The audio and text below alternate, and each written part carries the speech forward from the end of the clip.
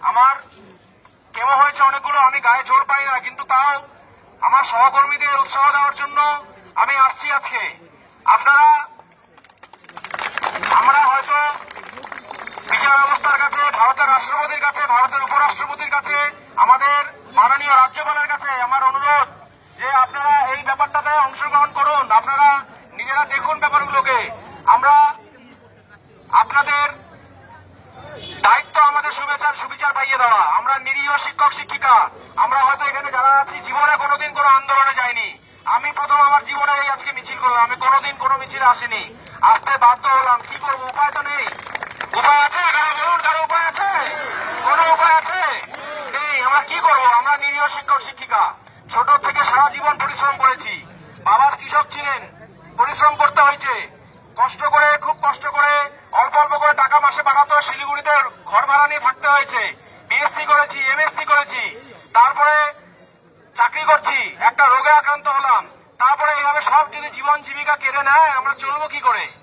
যারা এখানে আছেন, আমাদের বিভিন্ন দপ্তরের কর্মচারী, আমাদের পুলিশ স্যাররা, আপনারা ভাবুন বিষয়গুলোকে। এইভাবে কি চলতে পারে? বিনা দোষে কি কেউ শাস্তি পায়? আপনারা কি শাস্তি দিতে পারেন?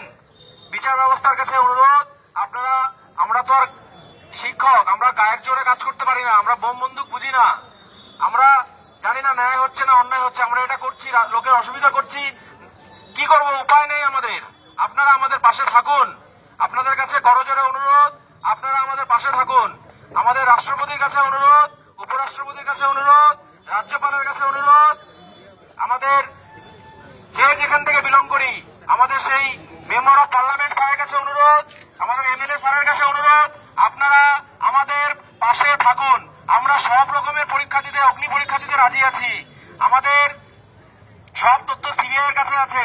আপনারা দেখুন, আপনারা পুনর্মূল্যায়ন করুন। আমাদের কোনো ভয় নেই, আমরা অন্যায় করিনি, আমাদের কোনো ভয় নেই। কারো ভয় আছে? কারো কি ভয় আছে? আমরা অন্যায় করিনি, আমাদের ভয় নেই, আমাদের অন্যায় করিনি, আমাদের ভয় নেই। আর পরীক্ষার কথা বলছে যে আরেকবার পরীক্ষা দিতে হবে। আচ্ছা ভাবুন, একটা মাত্র পরীক্ষা দিয়ে কি হয়? একটা মাত্র পরীক্ষা দেওয়ার সুযোগ দিচ্ছে।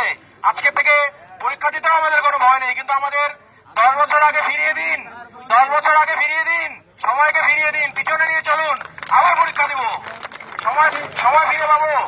সেন্ট্রাল গভর্নমেন্টের অনেক পরীক্ষা আমরা দিতে পারবো না, এখন আমাদের বয়সের বার হয়ে গেছে।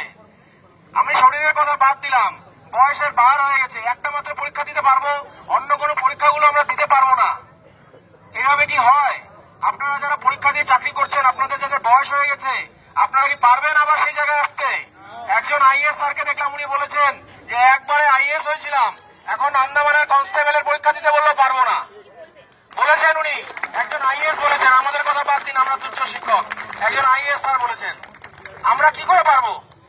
মহিলারা যারা আগে হয়তো ফ্রি ছিলেন, এখন নানান রকম কাজের সাথে যুক্ত, তাদের সন্তান হয়েছে, বাচ্চাদের খাওয়াবে, পড়াবে, ঘুম পাড়াবে, না পড়াশোনা করবে, সবকিছুর একটা সময় থাকে, সবকিছুর একটা উপযুক্ত সময় থাকে, পরিবেশ থাকে। সমস্ত সুধী সমাজকে অনুরোধ করব, আপনারা এগিয়ে আসুন, আপনারা এগিয়ে আসুন, না হলে আজকে আমাদের সাথে যেটা হয়েছে কালকে আপনাদের সাথে হবে না, কি গ্যারেন্টি আছে? যারা শিলিগুড়ি কলেজের ছাত্ররা আছে, তোমরা আমাদের অনেক ছোট, অনেককে আমি পড়িয়েছি, আমার অনেক ছাত্র ডাক্তার হয়ে গেছে। আমি ছাত্রদের অনুরোধ করব, যদি এই অবস্থাই হয়, সারা জীবনে পড়াশোনা যদি এইভাবে ব্যর্থ হয়, তাহলে পড়াশোনা করে কি করবে? পড়াশোনা করে কি করবে যদি দামই না থাকে পড়াশোনার?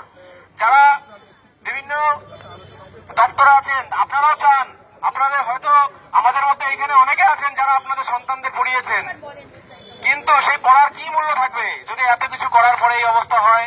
আমরা এখানে বেশিরভাগ লোক মাস্টার্স ডিগ্রি করা, ভারতবর্ষের সর্বোচ্চ শিক্ষার ডিগ্রি মোটামুটি মাস্টার্স, তারপরে পিএইচডি হয়, পোস্টডক হয়, অনেকে পিএইচডিও করা আছে, পিএইচডি করা আছে।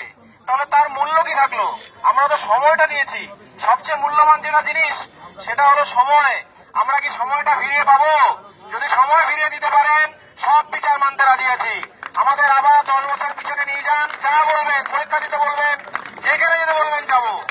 সময় কি ফিরিয়ে দেওয়া যায়? সময়ের চেয়ে দামি তো কিছু নেই। বিচার ব্যবস্থা, আমাদের মহামান্য চিফ জাস্টিসের কাছে অনুরোধ, আপনি একটা রায় দিয়েছেন, আমরা আপনাদের উপর শ্রদ্ধাশীল, কিন্তু আপনারা আবার আমাদের এই বিষয়টিকে একটু দেখুন।